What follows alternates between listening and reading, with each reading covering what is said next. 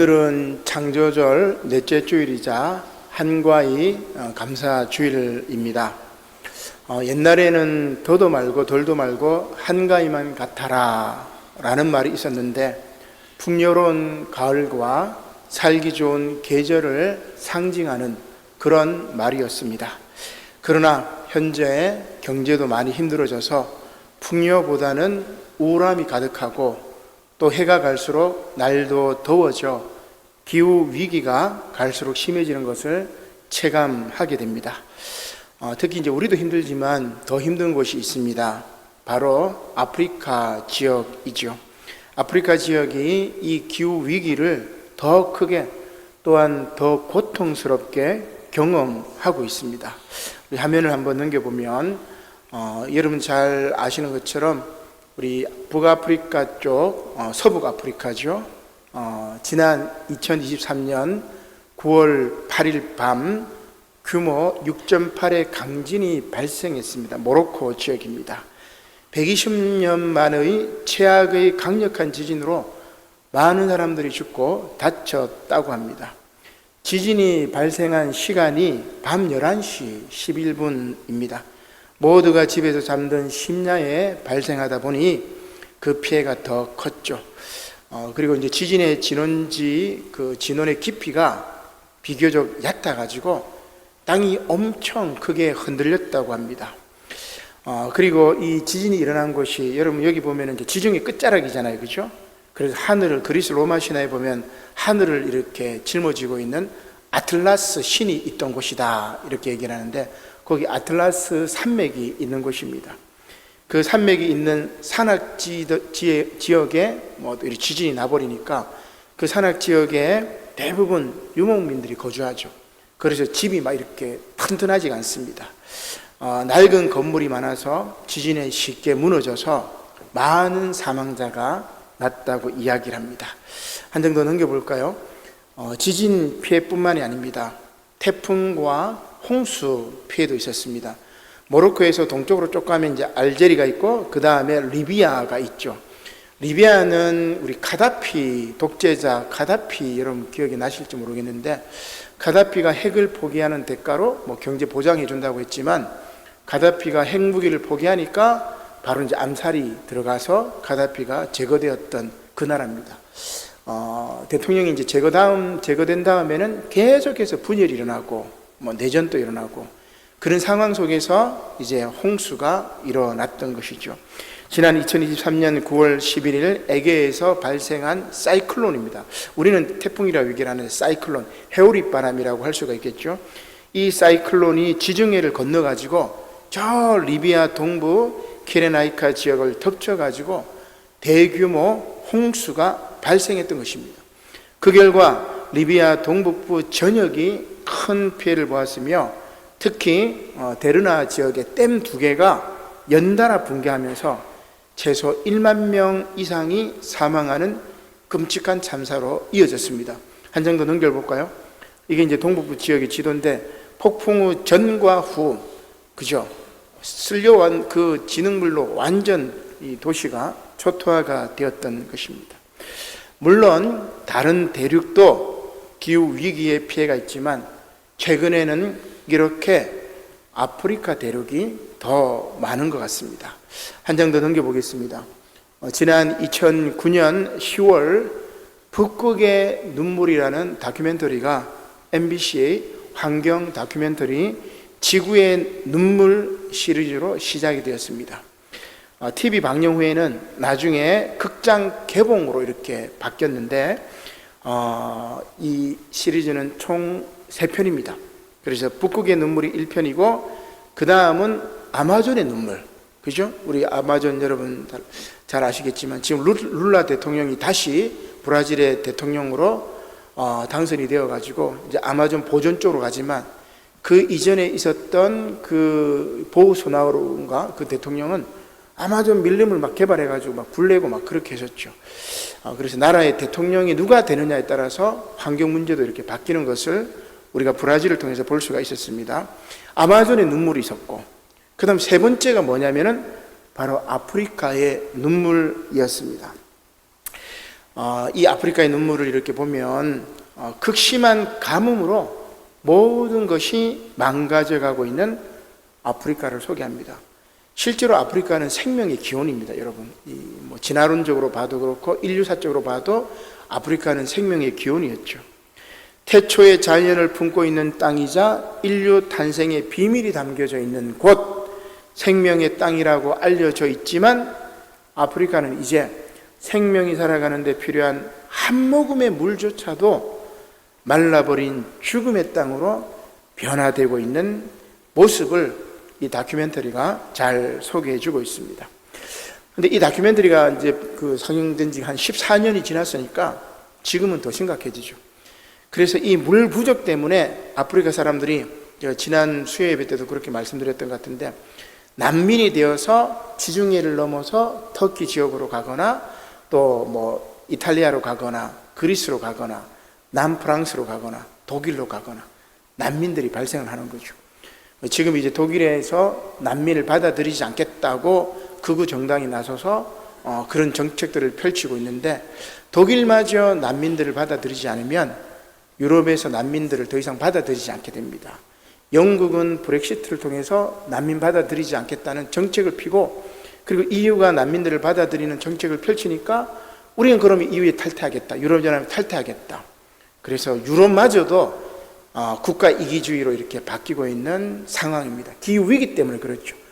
기후위기 때문에 밀농사가 되지 않아서 먹을 것이 없어서 떠돌이 생활을 하게 되고 난민이 되는 것입니다. 그들을 또 받아주지 않는 그런 극단적인 이기주의가 지금 이 지구촌에 팽창하고 있는 것이죠. MBC 스페셜 팀은 급속도로 진행되는 기후변화로 고통받는 아프리카 현재를 기록하면서 전 지구적 환경 문제의 현실을 진단하는 한편 지금까지의 아프리카에 대한 선입견과 편견을 전복시킬 다양한 아프리카의 모습을 소개하고 있습니다. 여러분, 지금 우리가 이제 아프리카 선교하러 간다 그렇게 얘기하잖아요, 그죠? 그러나 아프리카는 원래 복음화가 되었던 지역입니다. 초대교회 역사를 보면은 예루살렘이 있고 그 다음에 안디옥이 있고 그 다음에 제3의 복음화의 도시가 어디냐면은 북아프리카 지역에 있는 알렉산드리아입니다. 그 다음에 제4의 도시는 로마였고 북아프리카 지역에 있는 이 알렉산드리아는 엄청난 기독교 도시라고 할 수가 있겠죠. 이제 그런 곳이 서구 이 제국들이 침략함으로 그들을 또 노예로 아프리카 흑인들을 노예로 잡아감으로 말미암아 지금 이 아프리카를 절망의 구렁텅이로 만들어 버린 겁니다. 기독교 국가들이 그랬던 것이죠. 이렇게 순수의 땅 아프리카는 기후변화로 인해 극심한 고통을 겪고 있으며 대륙은 물을 찾아 헤매는 인간과 동물들로 넘쳐나고 지금 여기 보니까 물을 먹지 못해 코끼리가 목말라 이제 죽어 있는 것입니다. 생존을 위한 부족 간의 전쟁이 끊어지지 않습니다. 리비아도 내전이 끊어지지 않죠. 우리 지금 아프리카에 보면 내전이 계속되는 나라가 있습니다. 이 내전의 원인들이 다 뭐겠어요? 유럽 강대국들이 아프리카를 식민지로 했던 그 역사입니다. 그리고 그 유럽 국가들 대부분은 뭐예요? 기독교 국가입니다. 기독교 국가의 그 침략 때문에 아프리카가 죽어가고 있는 것입니다. 따라서 이 다큐멘터리는 목마른 땅 아프리카의 진정 희망은 없는 것일까? 그렇게 물어보고 있는 것입니다. 사실 앞서 말씀드렸지만 아프리카나 남미 그리고 아시아 지역, 물론 우리나라도 마찬가지입니다.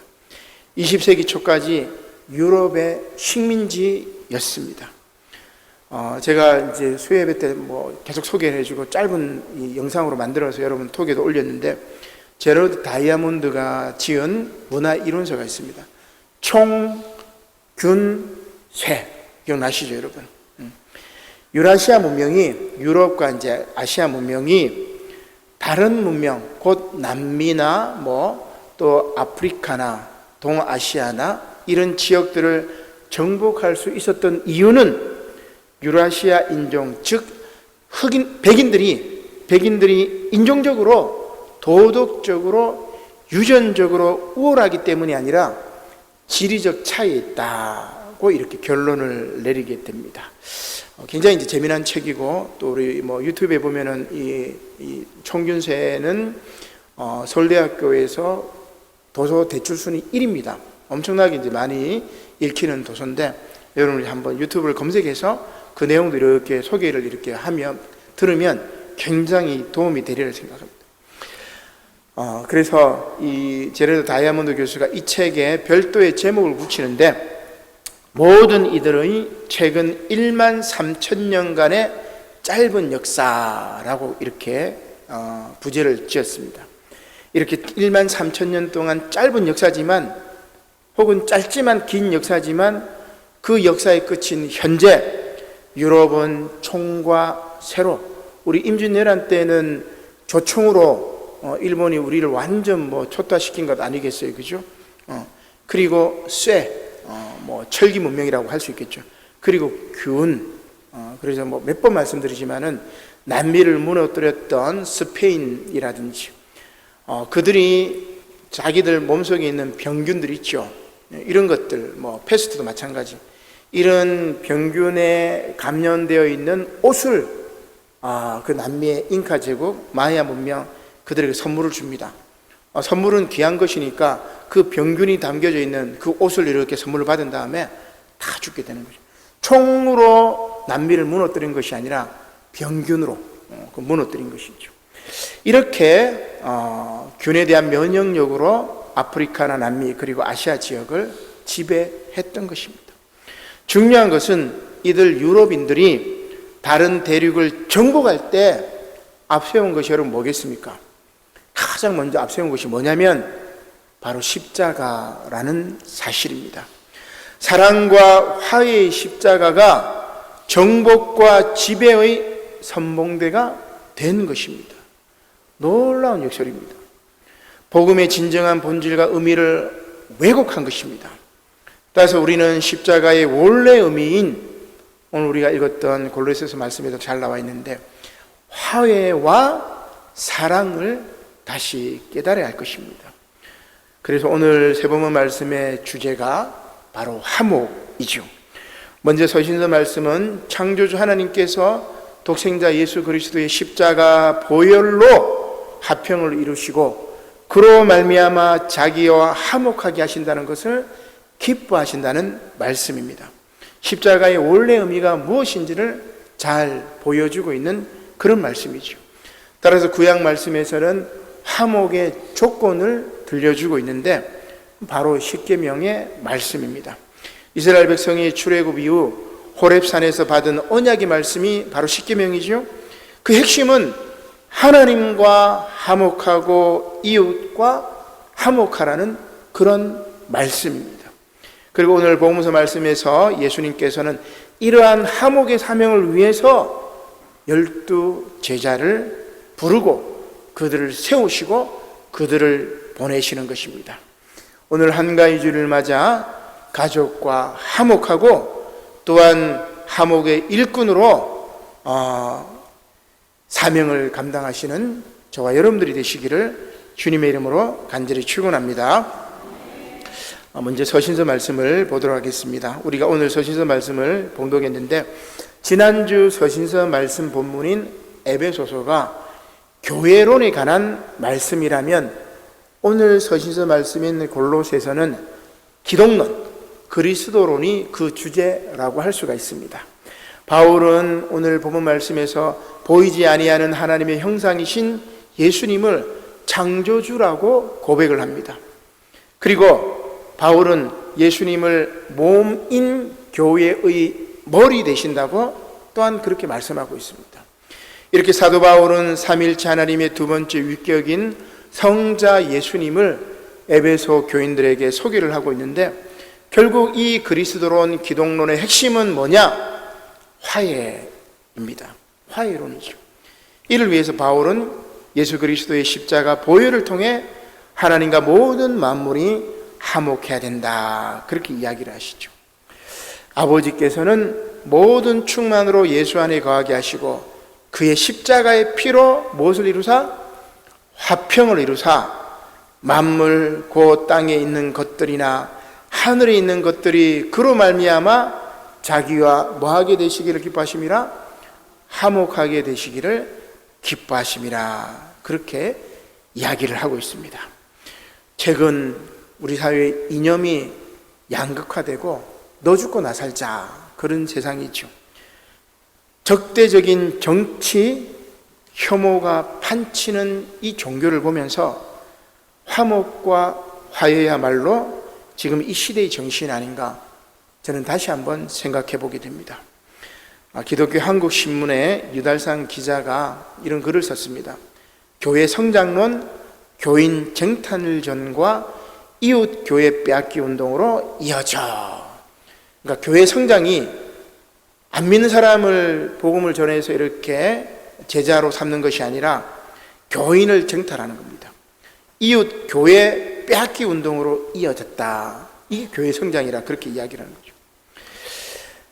여기에서 참된 기독교 선교 비전을 유달상 기자가 한 세 가지로 이렇게 이야기를 합니다. 네 가지로 이야기합니다. 첫째, 그리스도인들은 한국 개신교가 사회적 약자들과 함께 하나님 나라 선교를 위해서 활동했던 당시를 기억하고 이들과 함께하는 선교 계획을 세워야 한다. 너무너무 중요한 말씀이죠. 둘째, 그리스도인들은 공동체성과 연대성을 회복하고 그리스도인들은 불의와 타협하지 않고 불의에 저항하는 모습을 보여주어야 한다. 세 번째, 오늘의 체제에서 식민지 신학과 지배자 신학에서 탈피하고 이데올로기의 신격화를 배제해야 한다. 넷째, 성서와 그리스도의 전통에 서서 세계 고등 종교와 협력을 이루고 분열과 갈등의 중심에서 중재자와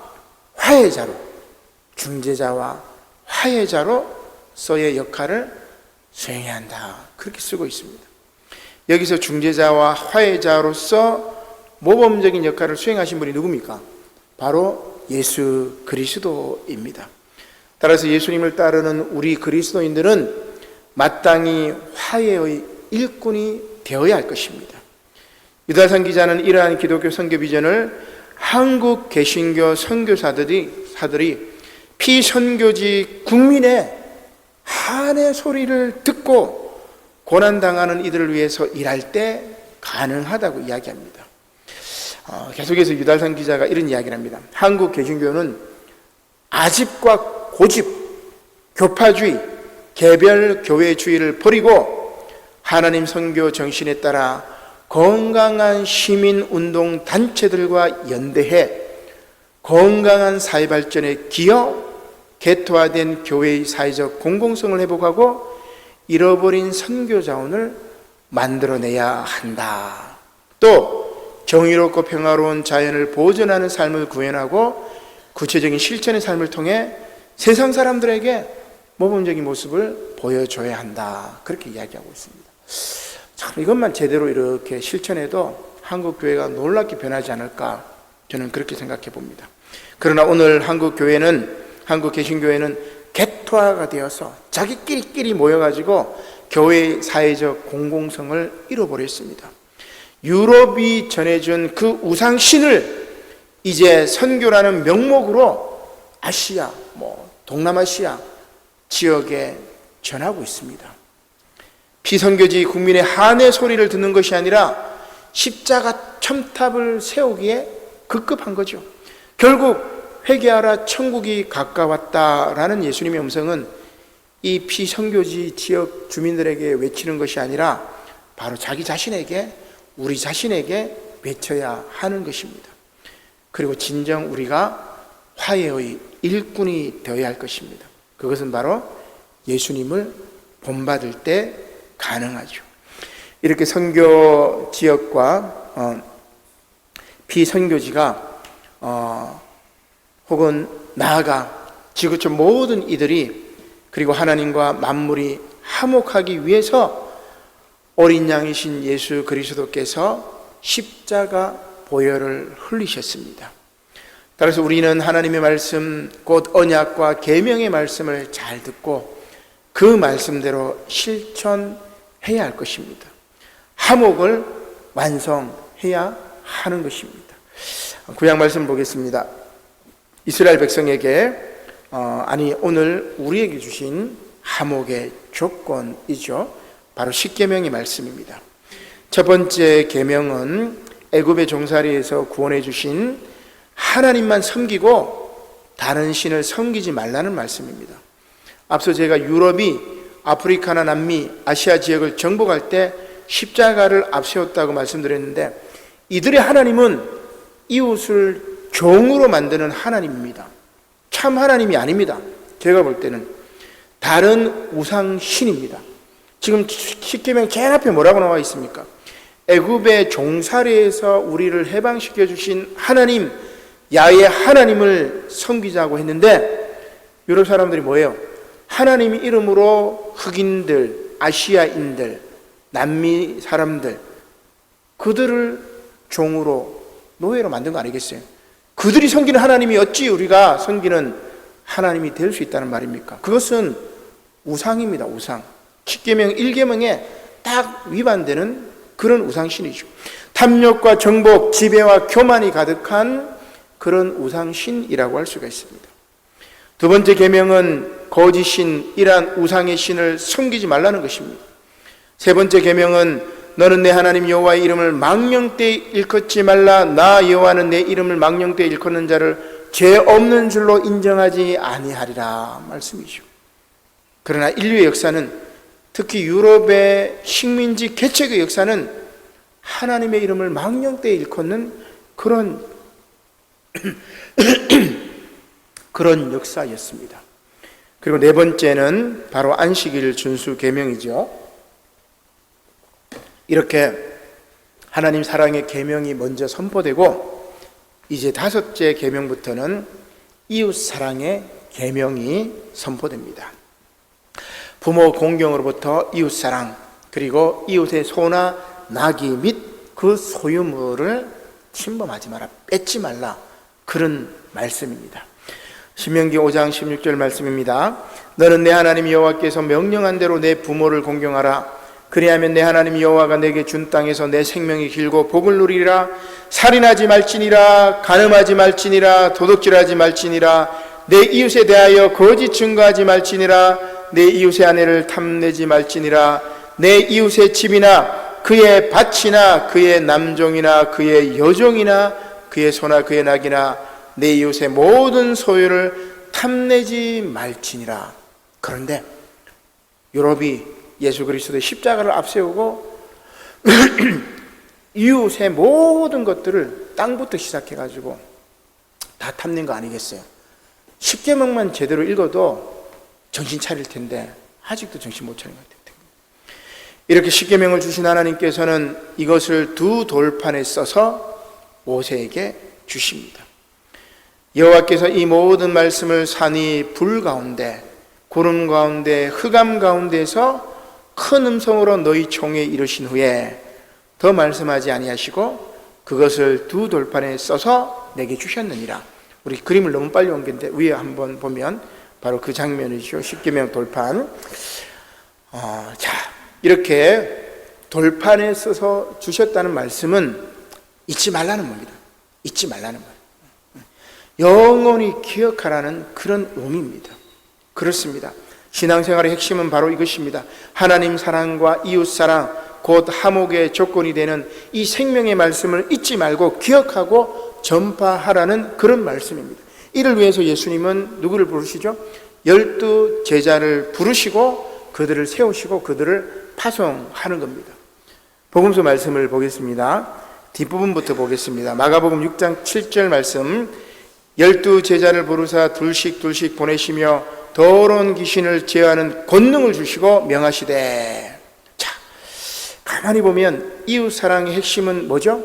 더러운 귀신을 쫓아내는 것이고, 또 뭐죠? 병자를 고치는 것이 있습니다. 예수님께서 12 제자를 세우신 다음에 더러운 귀신을 내어 쫓고 병자를 고치는 그런 사명을, 그런 소명을 주셨던 것입니다. 그러면 이 뭐냐? 이웃 사랑의 핵심은 바로 이웃의 아픔과 고통을 치유하라는 겁니다. 그죠? 이게 복음의 핵심이죠. 우리가 어제 금요일이죠. 어제 아래입니다. 구역 예배 이제 가정으로 돌아가면서 우리가 제가 드리는데, 우리 사구역에 구역 예배 드릴 때 재미난 이야기를 들어서 제가 글로도 쓰고 이렇게 했었는데, 여러분들에게 좀 이야기를 하고 싶어서.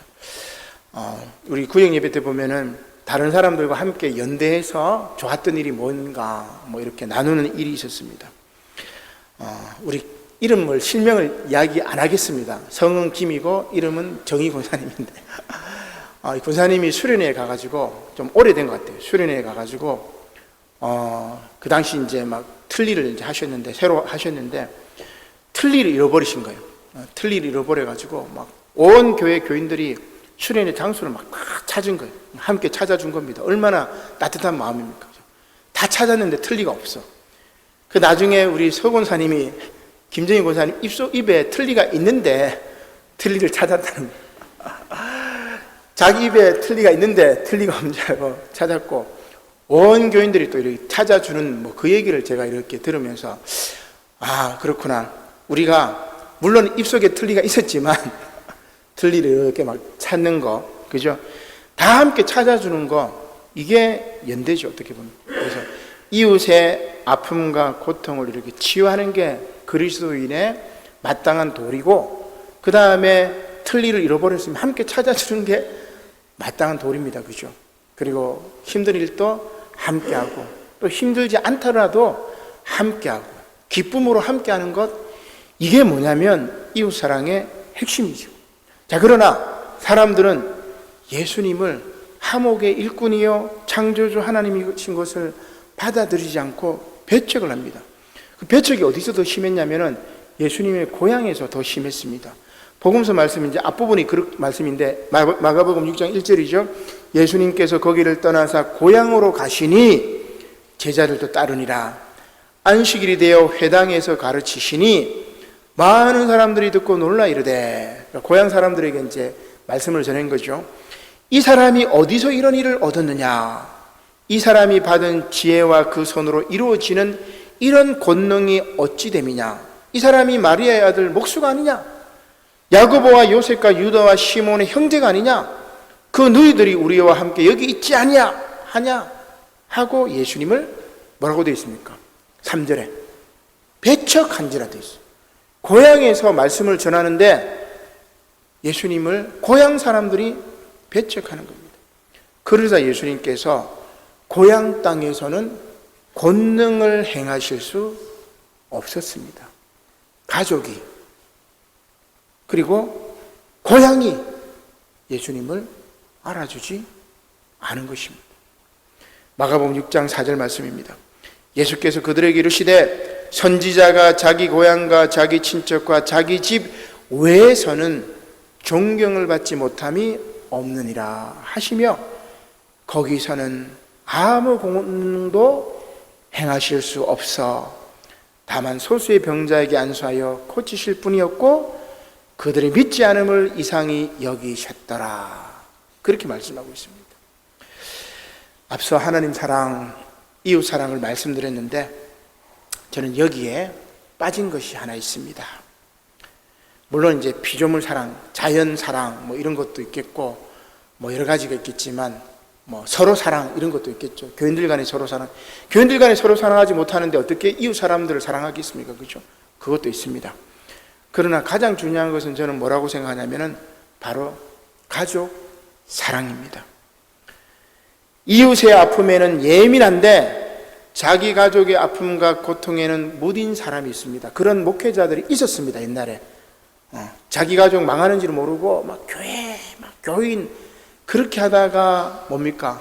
이혼당하는 목사님들도 있었고, 그렇게 목회하다가 정말 그게 하나님 뜻인 줄 알고 그렇게 하다가 망한 목사님들이 많이 있습니다. 그죠? 반면에 자기 가족의 아픔과 그 자기 가족만 생각하고 이웃을 생각하지 않는 것도 잘못된 것입니다. 따라서 하목의 조건은 하나님 사랑, 이웃 사랑, 그리고 가족 사랑이 조화를 이룰 때 가능한 것입니다. 사랑하는 성도 여러분, 오늘 한가위 주일을 맞아 가족 간에 여러분 화목하시길 바랍니다. 추석 명절이 되고 또 설 명절이 되면 가족들이 이렇게 모이면은 이렇게 화목하는 경우도 있지만 싸움 나는 경우가 많아요. 제가 이렇게 보면은 막 싸움 나는 경우가 많습니다. 만나면 반가워야 되는데 아이고 저 원수를 또 명절 되면 또 봐야 되구나. 그죠? 특히 이제 결혼 안 한 자녀들 같은 경우는 명절이 고통스럽습니다. 너 언제 결혼할래? 절대 그런 말 하지 마시고. 또 이제 입시 앞둔 자녀들 뭐 너 어떻게 되냐 뭐 이런 물어보고. 그렇게 해서 명절이 막 고통스러운 거죠. 한가위를 맞이해서 여러분 먼저 상대방 이렇게 배려를 하고 말을 해야 돼요. 말이라고 막 내뱉는다고 말이 아니에요. 그죠? 상대방을 이렇게 배려하는데 가족이라고 배려 안 하는 경우가 더 많아요. 가족이니까 막대해버려요. 친하니까 막대해버립니다. 제가 볼 때 친하다고 막대하는 사람들은 결국 그 사람은 정말 나중에 막대함을 받을 겁니다. 친할 때 더 이렇게 존중해 줘야 돼요. 가족일 때 더 존중해 줘야 되는 거죠. 그래야 그 존중이 가족을 넘어서 이웃으로, 교인으로, 하나님 사랑으로 이어지는 것입니다. 그리고 이 중요한 모든 사랑은 하나님 사랑이라는 기본적이고 우선적인 사랑이 전제되어 있을 때 가능할 것입니다. 이렇게 사랑을 통해 화목의 일꾼이 되어 이념 양극화 시대에 적대적인 정치의 시대가 그리고 종교가 혐오를 부르짖는 이 시대에 참된 진리를 전하시는 그런 저와 여러분들이 되시기를 주님의 이름으로 간절히 축원합니다. 아멘. 기도드리겠습니다. 고마우신 하나님 감사를 드립니다. 오늘 귀한 말씀을 통해서 화목의 조건은 하나님 사랑, 이웃 사랑, 그리고 가족 사랑인 것을 깨닫게 하시고 십자가로 화목을 이루신 그 예수 그리스도의 사랑을 이어 저희들도 십자가로 화목을 이룰 수 있도록 인도하여 주시옵소서. 감사를 드리며 예수님의 이름으로 기도드립니다. 아멘.